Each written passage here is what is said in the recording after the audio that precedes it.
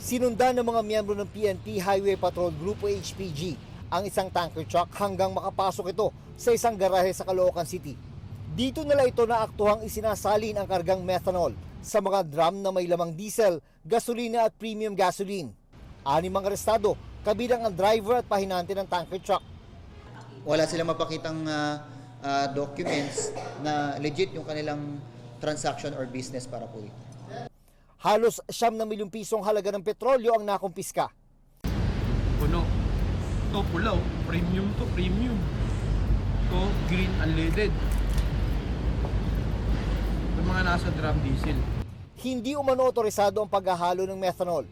Lumalabas na paraan ito para maparami ang petrolyo. Sabi ng pulisya, mula garahe sa Caloocan, ibinabagsak ang mga pinaghalong methanol at petrolyo sa mga trucking company. Makakasira po ito sa ating pong mga makina kasi po dapat po ma-process din maigi yung methanol na gagamitin. Ma-process din maigi yung mga petroleum na gagamit at may tamang pag-mix.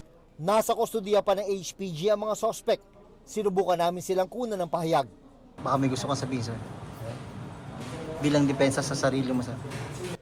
Walang gustong magsalita sa mga naarestong sospek.